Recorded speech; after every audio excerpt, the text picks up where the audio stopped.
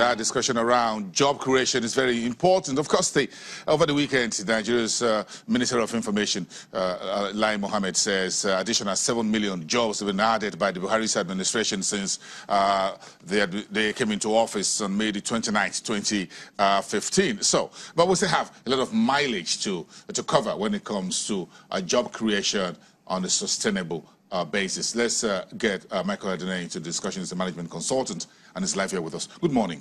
Good morning. I'm sure when in the news there are quite a lot of discussions, news headlines sometimes about how much jobs being created in the rice subsector or subset of the agriculture. Then discussions whether we're creating more jobs through the social investment program or feed the school or feed the school pupils program and what have you, UN program and all of that. Do you think we're making some progress? I think we are, yes, obviously, especially in the agricultural sector, which is quite a good kudos to the governments in that area. But we need to look more into other sectors to actually see how we could actually improve in other sectors. The agricultural sector is kind of like being affected now when you look into what is happening in the northern part of the country. That's where we have the food basket of the country. And when we're having this menace going on in that part of the country, then obviously the outputs that comes out from there is going to be drastically reduced. And when that happens, then that sector that we're actually clapping for now, that's improving, is going to start to degenerate. So you think we need to work on that corridor very quickly? We have to. We have to. We're not just going to lose jobs, we're going to lose food. And we're going to lose revenue as well.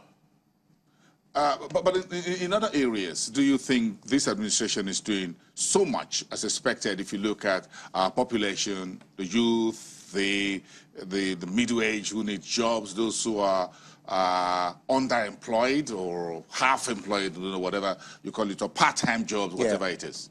As part of my advocacy that I've been focusing on the last few years, what we lack in this country, that I've actually been trying to speak to the government about that as well, is training and skill acquisition. Yes. We have a growing economy, but we lack the fundamentals, which is the skilled labor to actually fill in those gaps. We don't have them. Now, the only way we could have them is not just by graduating from university that's going to solve the problem. It's by government's huge investments into training, retraining of people that have been training in the universities, encouraging training institutions to actually bring in skilled, curriculums into the economy to train people to actually be able to fill in those gaps. Now, if we don't invest in training for people to acquire more skills, no matter how we develop, we're going to end up in bringing expatriates and people from abroad to come and fill in those gaps. So the government really needs to invest hugely into that area of training. Starting from our technical education area, if you remember quite a few years ago, a couple of years ago, I did mention about how to develop our technical education sector, whereby especially the construction industry, we're having massive expansion, massive growth going on in there. But the people, the key people that actually get involved in that sectors are not Nigerians. I mean, talking about the tilers, the plumbers, and so on and so forth, they come over from neighboring countries. So why don't we put in some money into training in that area? Tied very closely to the jobs market is the wage level. Yeah. So when the government talks about wage, minimum wage, who are we talking about? Or who is the government talking about? Obviously, I think this is trending now. The minimum wage issue is what is trending in the country at the moment. Now, I did mention some time ago, and it's a good thing that the government is listening. They now set up a committee last year, November, to actually tackle this issue. But the issue is, it's been 3 months down the line, going to about 4 months now, and they just started to sit after 3 or 4 months. That's not good enough.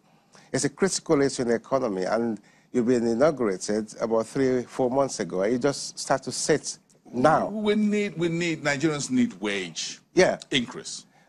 Look, that's one thing. Wage, you could categorize the wage into 3 dimensions or levels, right? You have national, that's where I want to advise the people. I mean, those guys who want to implement this issue, they need to understand the implementation, the mechanism involved so that they won't get it wrong. Now we have national minimum wage, which that's the only thing they're talking about at the moment. Now they're not talking about national living wage, and they're not talking about living wage. Okay? Now they need to categorize. National minimum wage covers some set of people, say from the age of 16 to 24. And I'll explain why is that. National living wage are for people from the age of 25 and over. Okay? These two are legal binding. Now, the reason for the 16 to 24, these are youngsters who are vulnerable to be exploited by employers. So they set a standard for them that you earn X, Y, Z amount of money per hour or per day or per month. At the entry level. At the entry level, 16 to 24. Now, from 25 upwards, that is national living wage. That's for adults. Okay? Now, that should be a standard as well. That's for you and I, for you and I. Yes. Absolutely. Then you have the living wage. That is not legal binding, but that is voluntary. Okay? Now, why living wage? Why living wage? The reason is every state in the economy in this country have different economic status. If you live in Lagos, compared to someone that lives in Maiduguri, for example, we're not going to be paying, if you have what's it called, an equal wage standard, if I'm earning 200,000 in Lagos, and someone that lives in Makurdi is earning 200,000, there's going to be disparity. I pay a huge amount of money in my rent in Lagos, okay? The transportation, the cost of living, and so on and so forth, compared to someone that lives in Makurdi. So that's why it's voluntary. So now they should be able to specify national minimum wage, national living wage, and living wage. Which one is music to Nigerians' ears? Well, the one that is music to Nigerian ears is the national minimum wage. That's what they understand.